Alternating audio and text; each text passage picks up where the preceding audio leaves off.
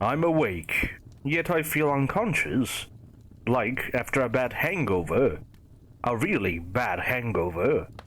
My eyes are slowly getting used to the harsh, bright lights as I feel my hands around the rough cement floor I'm on. I don't know where I am. I try to stand up, but I'm too weak and confused to gain enough balance. I sit against the wall and stare at the woman sitting by the desk in front of me. She looks Indian, Filipino, maybe. Where am I? I say in my groggy voice. The woman looks as confused as I am. She says something in a foreign language and slowly walks towards me. I freeze in panic, then frantically try to look for my phone. My pants don't have pockets, and it's not in my suit, and it's not anywhere besides me. I'm done for. The woman gets close to my face and asks, in a weird accent, "Are you okay, lady?" I breathe out. "Where am I?" I ask her again, slowly this time, hoping she'll understand me this way. She nods her head, still with that confused expression. Come, she says, helping me get up. Once I'm up, I detach from her sweaty palms and try to find my way out of this place, my heels falling from my feet with each step. I'm sweating like crazy, and the only fan here looks old, broken, and blows out hot air. There are no doors, at least none that I can see. The place reeks of fish, smoke, and a certain spice I can't identify. At the end of the room, I find a small corridor with a staircase to my left and a large window to my right, stretching up all the way from the ground to the low ceiling above. I halt towards the window. It's dusty, and some of it is covered with yellowing plastic. I can't see much outside, just the first floor view of a deprived street, scattered with junk and brownish-gray puddles across what seems like infinite gray buildings. I can't tell what time it is because the sky is packed with thick gray clouds. I try to scream to the one scooter driving across the faulty road, but there is no use. "You are okay?" I hear the woman asking again. "How do I get out?" I ask through gritted teeth. She just stares at me. I stare back at her in anger and turn around from her to walk up the stairs. I can't be hesitant. I need to get out. I try to hold on to the non-existent handlebar and almost fall on my back. So I grab the gritty stone wall with my nails and walk up the rough, lanky corridor. I reach the second floor and try to catch my breath, but the room is filled with an even stronger, pungent smell of some sort of spice I can't recognize. I look around to see the small, crowded room with dozens of brown-skinned women sitting at their tables with their sewing machines and a pile of fabrics next to them. I don't think they noticed me. I don't know if they should. "How the fuck did I get here?" I scream. They have definitely noticed now. Looking up from her desk, one woman asks, in that same annoying accent, "Is everything good?" I can't take this anymore. My best option is to jump out the window at this point. I make my way down and lose my balance again. But this time, it's not just my vertigo and faulty heels. The ground starts to shake beneath my feet, and I fall face flat on the hard cement floor. I look up to see the LED lights wiring snap in sparks and disconnect from their place, falling down and breaking just inches from my face, causing a small fire to break out. The blood from my forehead drips down on my lips, and the taste of metal blends with the smell of dust and smoke that surrounds me. Then I snap out of my brief shock to hear the screams. The sounds of blood-curdling wailings are getting closer and closer as more bodies crash down from the collapsing floors above me.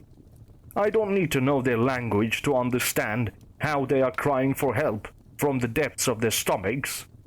I can feel it in mine too. The second layer of shock wears off, and I start to feel the pain of 1,000 bricks crashing into me, suffocating me, until the metallic taste in my mouth turns acidic and the screams turn to ringing in my ears. All I can see is dust, until I can't see anything at all. I think I'm in heaven, or hell. I have to be somewhere because I'm still breathing and the screams have stopped, though I can hear the buzzing noise of the lights above me. I open my eyes. I'm in the same building, same cement floor, same harsh lights, same pungent smell that now I think is way better than any smell of blood, dust, and smoke that seems missing right now. What the fuck is happening? I get up unsteadily and gasp, still trying to take everything in. The same woman is sitting at the same desk, and she asks me the same question as before. "You are okay?" I jump towards her and crash on the desk. The woman is taken aback, but I'm still able to grab her shoulders and scream at her face to get the fuck out. She picks up the desk phone and tries to call someone. She looks petrified, but not more than I am. I rush upstairs. Every woman in that same crowded room is now looking at me. They probably heard my heavy breathing. "Leave! Everyone must leave this place!" I yell, shivering and whimpering. "What do you mean?" says the only woman who has talked to me here before. I look at her green eyes with so much pleading, but I shake from her gaze once I see him. A child stands behind her purple saree. I push myself away from the dizziness and run to save him, my heels falling off my feet. He starts to cry once he's in my arms as I run back downstairs. "Stop it! What are you doing?" His mom shouts at me, but she stops before the stairs. "This place is about to collapse," I scream, like the hundreds of horrified screams I heard here before. "Where's the exit?" I shout. She seems to be the only one here who understands me, but now she's too stunned to reply. I can't waste much time. The window must be weak enough for me to break through, so I bang my body over and over against it, the child still in my hands, with shreds of glass scorching through my suit and into my flesh as I cover his head with my hands. I manage to fall through onto the pavement outside. Mud gets in my face, but it still tastes better than blood. The child breaks loose from my embrace as I'm trying to get back on my feet after being flattened to the ground. "Mama," he's wailing. I beg that this will be his only wail to come, but my hopes shatter with the rest of the building's windows when a large stone falls right on my back, pinning me again to the ground. I can't move. The air is slowly being sucked out of my lungs as I watch the boy reach for his mom through the pile of stones and rusty steel rods blocking them apart. The horrendous screams are back again. Screams of agony so deep it felt like the entire earth shook. But through the many painful screams stabbing my ears and my heart, I can only hear the helpless cries of the child, watching his mother crumble under the falling ceiling. I wish I could scream. I wish I could not hear it at all, but I can only watch while my sight is getting dark. "Mama!" His cry is so hoarse that it can cut through his throat. And then I find myself again on the cement floor of that building, as if I wasn't just watching a child witness his mother being brutally squashed to death in front of his eyes, right across from me, right here, as if I wasn't the reason he couldn't hug her in her final moments.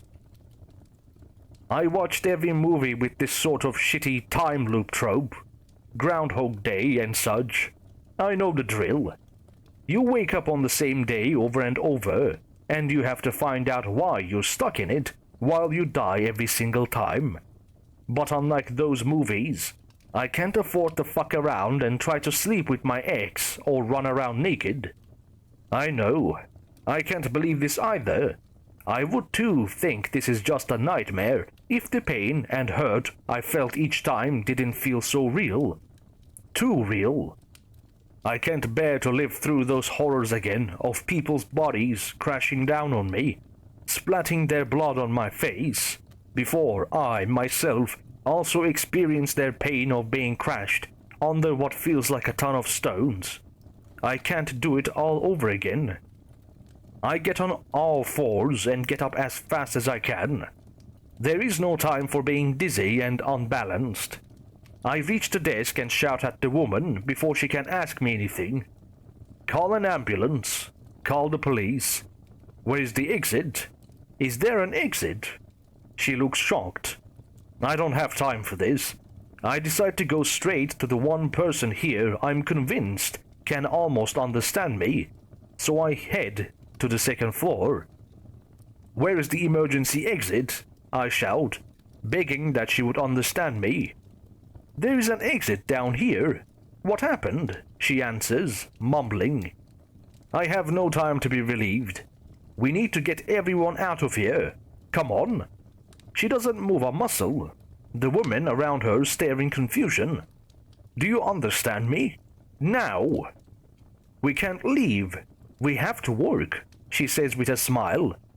I plant my face in my hands, and I'm biting the inside of my mouth to keep it shut from desperately screaming at her that she and everyone around her are going to die. Making her panic won't work for me. I have to think fast. There must be a reason I'm here in the first place, right? This is how it usually works with those stupid time loop plots. This has to be the key. I just need to focus and find out how I can stop this entire building from collapsing. It must be me, and it must happen now. Right now. I breathe in deeply and look around for clues. The women have quickly lost interest in me and are already back to sewing whatever they're sewing with their machines. Shirts, pants, bras. I look at the shirt the woman I just talked to is sewing, and I notice the tag she just sewed on it. ChicLux.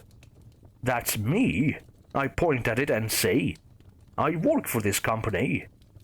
Oh, that's great, she says with a humble smile. The kind of smile you give to a child. I know she doesn't care, but to me, this might be a serious lead. It can't be a coincidence that the factory I'm trapped in is producing clothes for my company, right? I try to dig more, as calmly as I can, though my breathing just gets deeper and deeper. So, how long do you work here? I ask. About 6 months. I have to take this job because of my kid, she says. Then he appears, his head shyly peeking from behind his mom. That same head I watched get smashed to the floor. His blood staining his dark hair. The same hair he's using now to hide his face from me. She says something to him that I can't understand, and he goes back behind her. I think she called him Kazi. I smile at Kazi, and tears start to swell up my eyes. I must focus. I can't watch him die again. Listen, I tell her, looking her straight in the eye. We don't have much time. You must tell me more about this place. Anything you know about it that can make it call anything around here that may be unsafe. I'm sorry. I don't know what you mean, she says with such an innocent voice that I can't get mad. Is there anything that may cause this building to collapse? I finally yell at her, gesturing with my hands to get over the language barrier. I don't know. I mean, if you look around, you can see this place is not the best. This building is probably very old and what? I scream at her. At first, I don't understand why she stopped talking, but soon enough, I start to feel the floor shake under my feet. Get out! Get through the exit, now! I shout the loudest I can, rushing her to make it through the stairs in time. But it's impossible with everyone panicking, screaming and running around, their tables and machines falling and breaking, fabrics flying everywhere. Close your eyes, I tell them, as calmly as I can. I have no other choice. I sit them down and hug them so tight to make sure they aren't going anywhere. Right when I start to hear Kazi cry, I open my eyes to signal to him to cover his ears and close his eyes, just like me. But as I open them again to make sure he does it, the floor shatters and we fall down. Sadly, the first floor isn't that far down enough to kill us on the spot, so I have to witness it all once again. Everyone is flat on the ground. Kazi is curled up under his mom's embrace, and I'm lying next to them. I'm trying to move every aching limb just to reach him, when a steel rod falls down and right through my abdomen, impaling me and setting me in place. I scream out such a horrendous scream that it covers up the other horrors around me for a second. But then I notice the blood gushing out of my mouth, spilling slowly towards Kazi and his mother, still in their curled up position.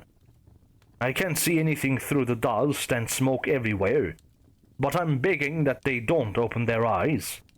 And so I'm reminded that I should not keep mine open too. I close my eyes. It's just the sounds now. Just the sounds of hundreds of mothers crying and screaming because they won't see their own Kazis anymore. Crying from their pain and the torture that this old building unjustly puts them through. I would rather concentrate on those sounds than deal with the agonizing pain of my flesh being slowly ripped apart. But judging from the screams, I wonder how many more women are feeling that pain right now, right around me, right here. I have no choice but to join in their dreadful screams. I wake up again, painless, but still screaming, still crying, and hitting the floor hysterically, over and over again. Please get me out. I quietly beg the woman at the desk, knowing she probably can't understand me and can't help me anyway. Knowing that, with my luck, if I get out, the door will probably fall over me and keep me under it while the building collapses on me all over again. So I just cry for whoever may hear me. Why? Why? I scream, walking back and forth across the room, tears running down my face that are so sore from crying. And then I see it. Behind the desk that woman is now hiding under. My phone. I jump onto it like a wild animal, devouring flesh. 11 missed calls, 120 unanswered texts, all from today, all from Ethan, my colleague. It takes me 4 minutes to try to get a cellular connection, to try to call him, to curse him because he won't pick up, and all that while I keep crying and crying and crying until I hear his voice. "Where the fuck are you?" he shouts at me. "I don't know, Ethan. I don't know. Help me." "What? Are you okay?" "I don't know where I am. I need help. I need help." "I can't hear you. Hello?" "Ethan, please." I'm begging him, screaming at my phone as if it was him, shaking it in my hand. "Your connection is so shitty. Look, I don't have time for this. The board wants to delay this safety meeting again because you didn't show up today." "Safety meeting?" I whimper. "Hello? What meeting?" I shout, frozen in place, my voice echoing through the room. "Hello? What meeting, Ethan?" I ask as directly as I can, as if no tears are running down my face. "Finally, I can hear you properly. Anyways, it's that meeting that the insurance company for our factory scheduled, regarding the unsafe conditions our factory workers are under, blah blah blah. Remember? There was supposed to be one last month, but you asked to delay it for today. Hello? Can you still hear me?" I can hear him. I can hear everything. I can hear the screams again. I can hear Kazi's blood-curdling cries that are about to come. The sound of everything around me breaking. Everything is crystal clear now. And once again, as the tears start to fall, I stare through them at the first break that falls and hits my head.